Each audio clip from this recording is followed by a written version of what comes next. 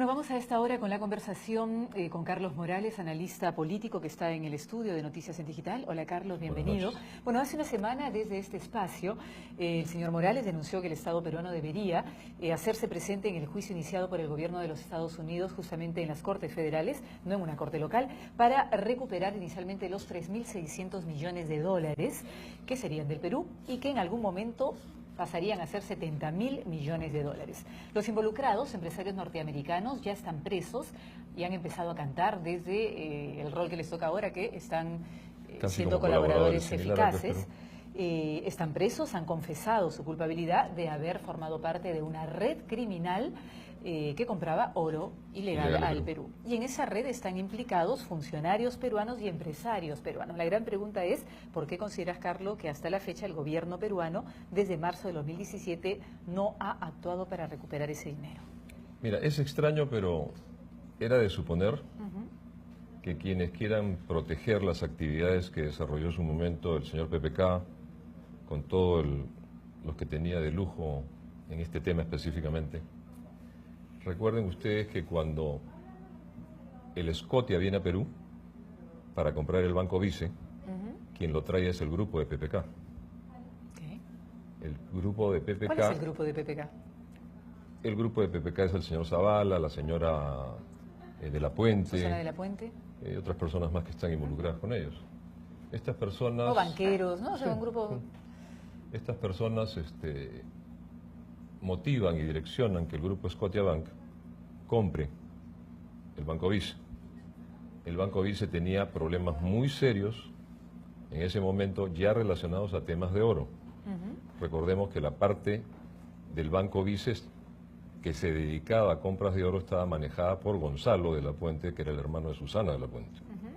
¿Y qué de malo tendrían? O sea... Que cuando el Banco Vice es vendido a Scotiabank, Scotiabank, luego de comprar esta historia de Banco Vice, se da cuenta que adentro había un problema grave relacionado a temas de oro.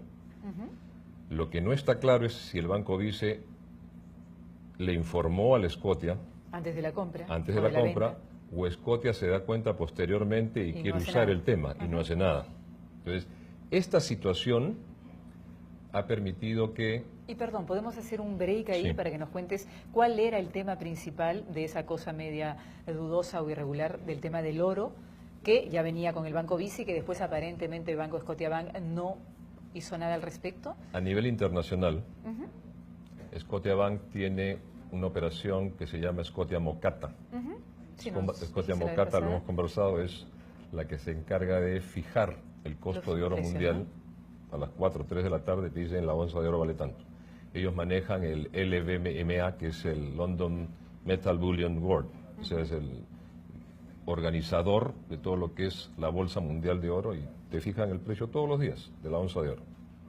La situación está en que organismos internacionales y prensa especializada culpan a Scotia Mocata de lo que está pasando con el oro a nivel mundial. ¿Por qué? Y lo culpan directamente por el oro de Perú. Hay barras de oro con el sello de L-Metal, que es una de las casas que puede poner sello a las barras de oro, que tiene confiscado estos 3.600 millones, ya que es donde se empiezan a juntar las cosas y te empiezas a dar cuenta, esto no puede ser casualidad. Esas barras de 3.600 millones que están hablando hoy en día pertenecen a operaciones que se hicieron con el Scotia Mocata y que tenían el sello de L-Metal. ¿Y por qué las empezaban a confiscar? Por el mismo tema que empezaron a confiscar los brillantes del África. Este oro se ha hecho con la niñez de Perú, con la esclavitud de Perú, con las violaciones en Perú, con las depredaciones en Perú, y Estados Unidos toma parte de esto.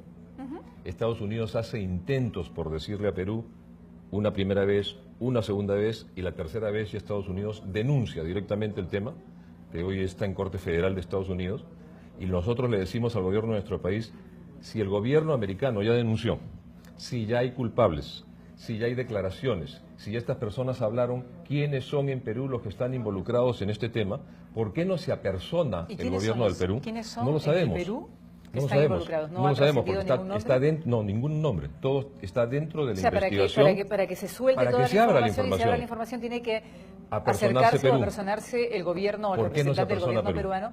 ¿Cuál es el temor? ¿Qué nombres van a salir? ¿Qué empresas están?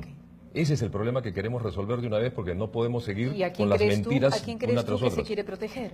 Creo que hay presidentes involucrados del Perú, creo que hay ministros involucrados de energía, creo que hay autoridades aduaneras que dejaron salir nuestro oro, creo que hay muchas ilegalidades que se han cometido y que están tratando de taparse y que el Perú no se entere.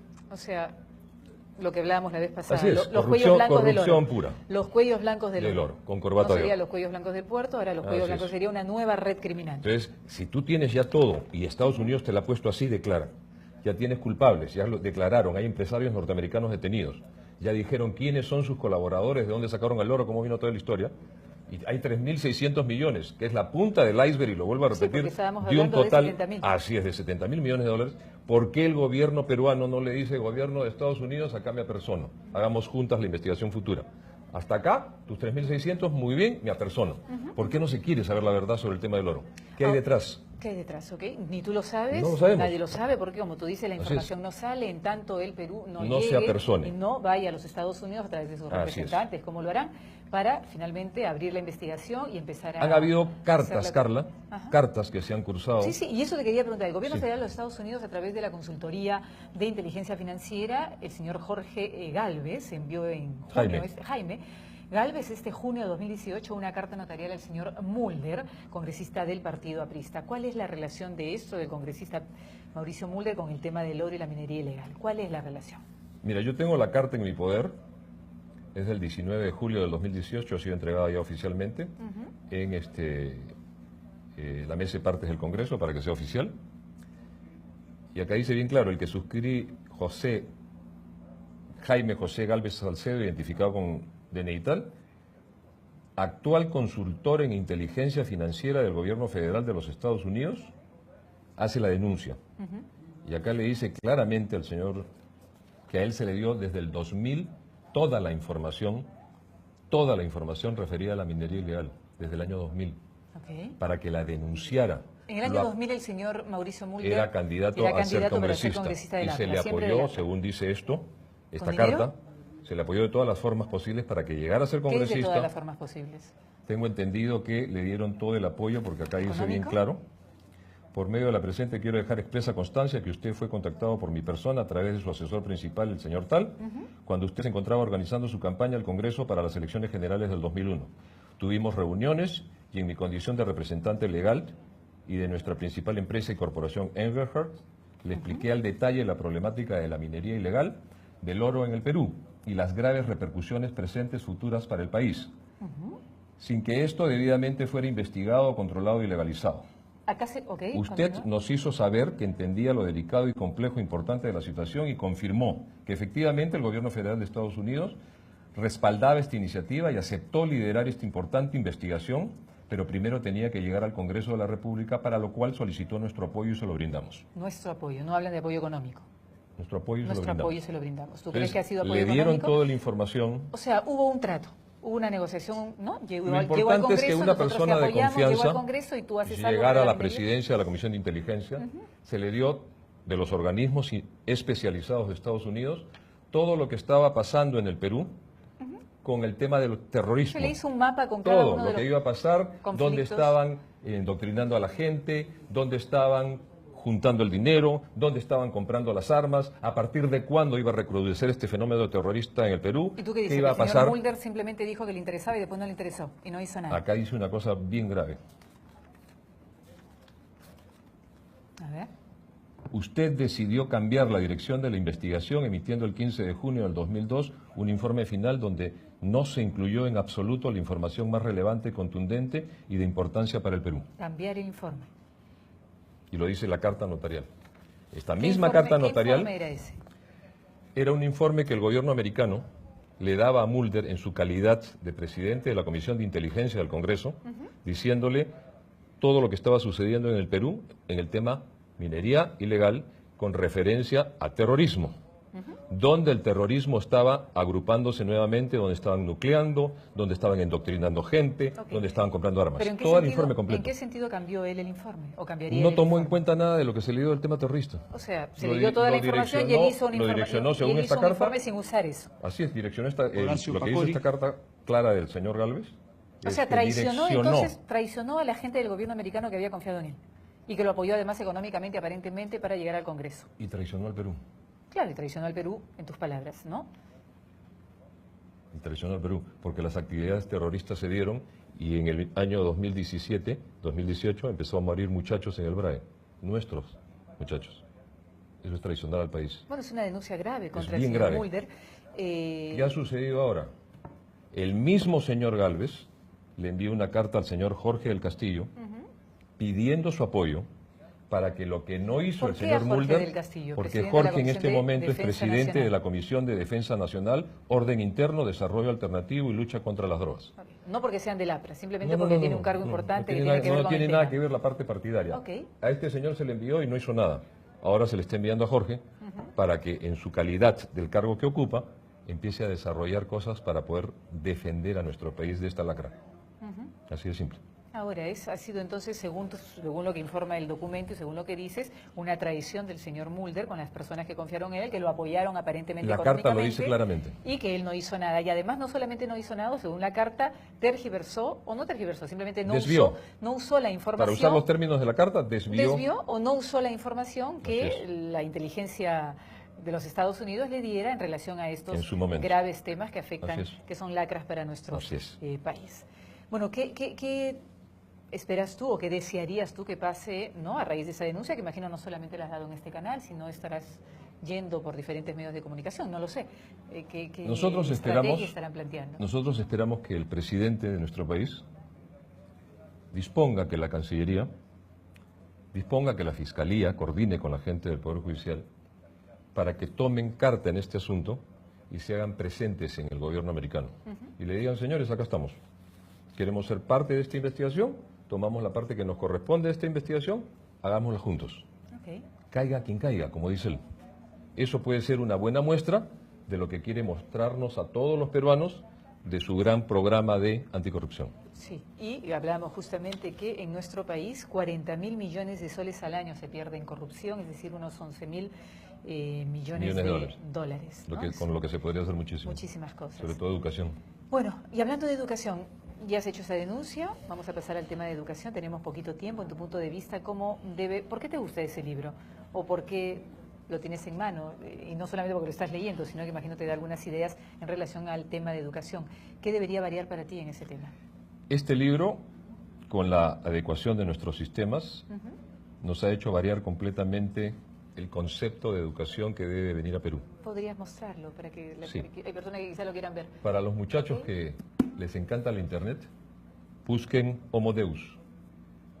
Este señor Yuval Noah Harari es un científico israelita, tiene un libro anterior que se llama Homo Sapiens, y lo que me llamó la atención de Homo Sapiens que es el libro anterior a este, dice: lo que nos hizo inteligentes nos hará ser dioses.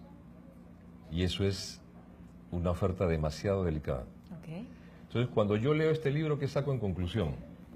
Que la educación en el mundo, y esto es un mensaje para las universidades de nuestro país, tiene que ir a enseñarle a nuestra gente ya carreras de ingeniería genética, ingeniería robótica, son las modernas, ¿no?, ingeniería biológica, inteligencia artificial y una previa de células madre.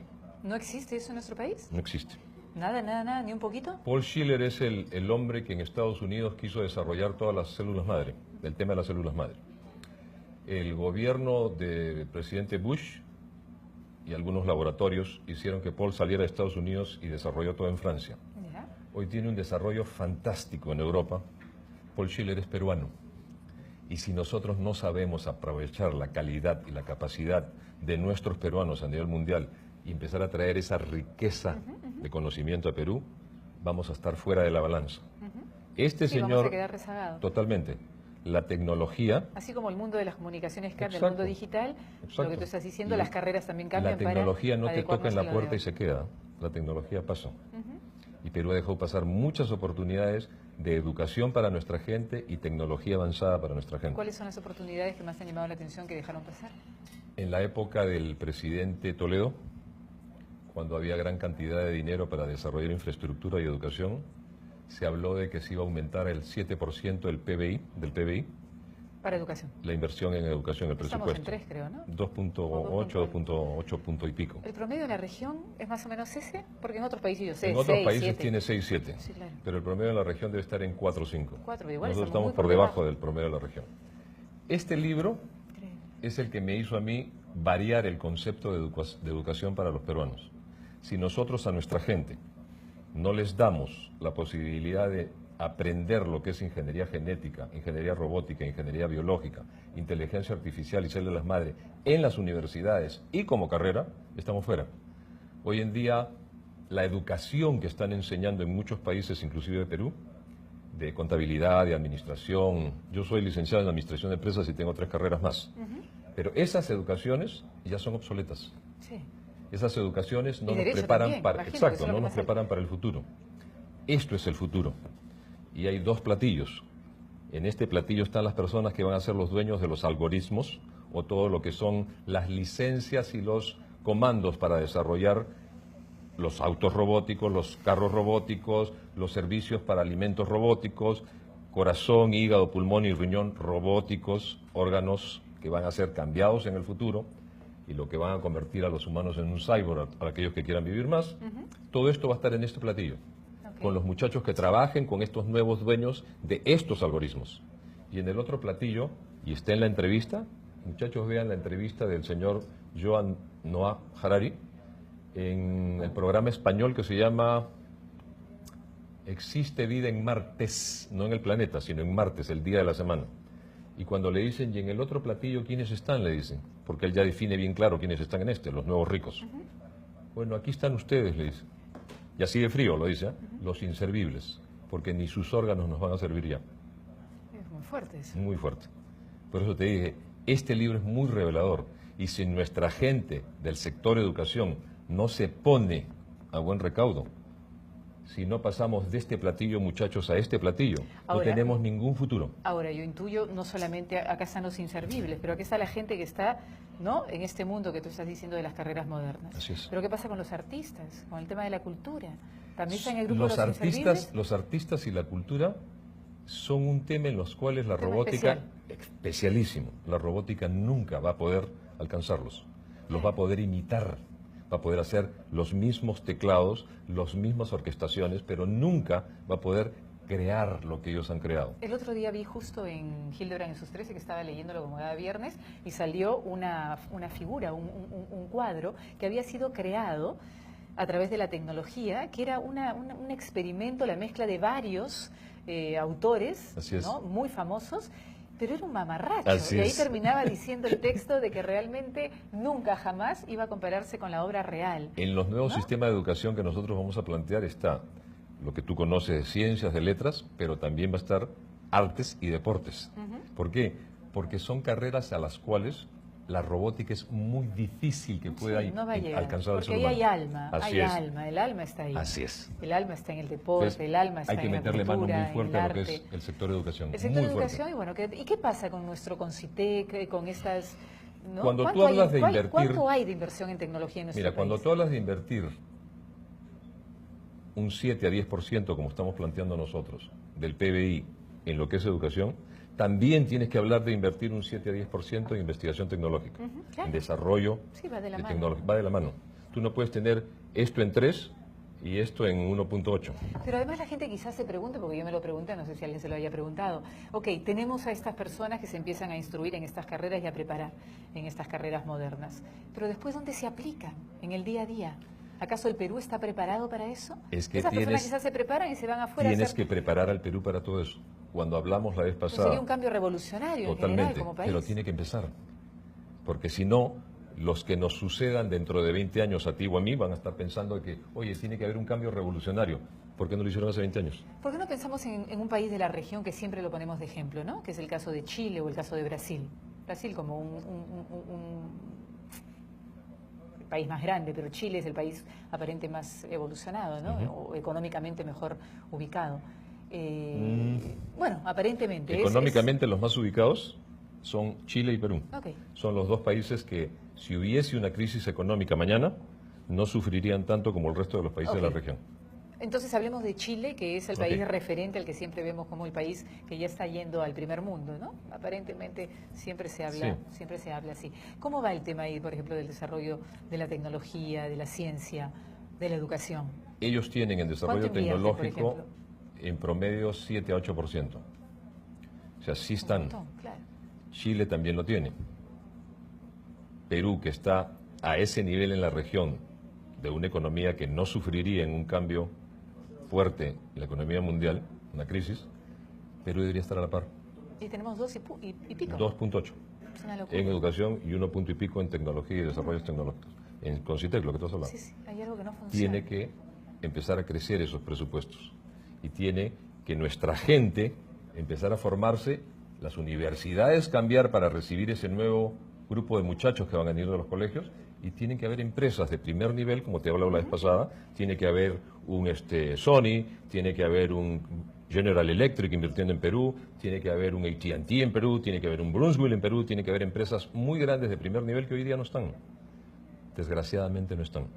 Y los culpables de que no estén son los señores que han traído a otras empresas acá, y veamos todo lo que han hecho en el mercado, los Odebrecht, los OAS, los Camargo, etcétera. Bueno, yo te agradezco muchísimo. Gracias a ti una vez más. Bueno, gracias. Sí, realmente es un tema bien complejo, interesante, el tema de la educación, esto de la ciencia y tecnología, la inversión. Sí, nos tenemos mucho por hacer. No, solamente estaba pensando por dónde empezar, y tú decías, hay que empezar, claro, por la inversión en educación, por ampliar el presupuesto en esto. Hay que tener capacitación muy fuerte, muy consciente del nuevo profesorado. Pero yo me preguntaba, con todo lo que vemos y con toda esta indigencia moral, ¿no?, de la clase política de nuestro país, que lamentablemente son los que hacen las leyes, los que pueden dar esa imagen de estabilidad jurídica para que esas grandes empresas que quieren un espacio jurídico que les dé estabilidad vengan a invertir en nuestro país. O sea, si tenemos una clase política de esta calaña, como es lo que vemos todos los días, ¿qué podemos esperar? ¿Cómo podemos crecer desde la... Lo vamos a cambiar. Desde la educación, ¿no? Los peruanos hemos hecho cambios muy importantes en la vida del país. Nos hemos adecuado a cosas importantísimas. Yo lo he visto en aviación. Las regulaciones aeronáuticas desde los Estados Unidos, en Estados Unidos se aplicaron a lo largo de 60 años. Para nosotros poder hacerlo en Perú, tradujimos esas regulaciones de los Estados Unidos que se demoraron 60 años, las pusimos en nuestro idioma y las implementamos en un año. Los peruanos tenemos una capacidad brutal y genial y creativa. Pero lamentablemente la gente que llega a la política y a la función, no se dice... Ese es el punto que hay que cambiar. ¿No? Pero la función, ¿no?, desde el Estado, parece, todo indicaría que es lo más pobre que tenemos, ¿no? Exacto, el Perú está en su mejor momento. No todos, porque es hay gente noble. El Perú es un país considerado como uno de los países completos de América. Las riquezas que hay en el Perú son espectaculares. Sí. Pero la clase política que nos gobierna tiene que ser dejada de lado y poner una nueva clase política. Y créeme que hay gente que está dispuesta a jugarse por el país. Porque parece que estamos en la misma tradición virreinal y colonial ahora. Exacto. Eso del hermanito, donde no existe una cultura de la meritocracia republicana que debería existir, no hay.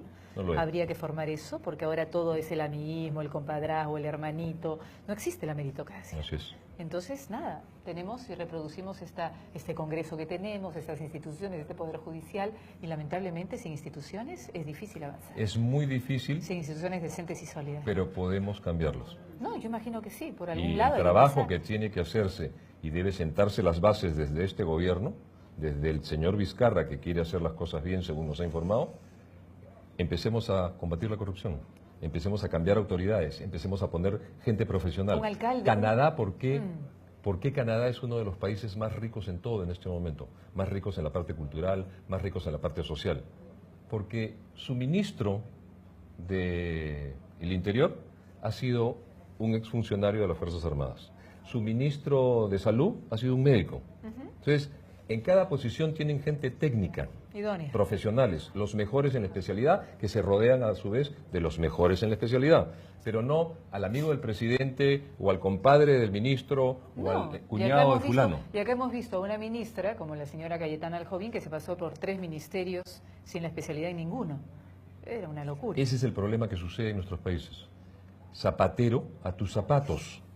Vamos a poner técnicos en cada una de las áreas especializadas de los sectores que tienen que ver con la economía del Perú y créeme que esto sale adelante. Les guste o no les guste a los señores que no lo han estado haciendo. Ok, yo te agradezco muchísimo. A ti gracias por la entrevista una vez Sé más. que estás construyendo un partido político. Así ¿Cómo es. se llama? Salvemos al Perú. Salvemos al Perú. Bueno, ok. Gracias. Yo te deseo suerte en este proyecto político. Está decretado. Muchísimas gracias. Muchísimas gracias.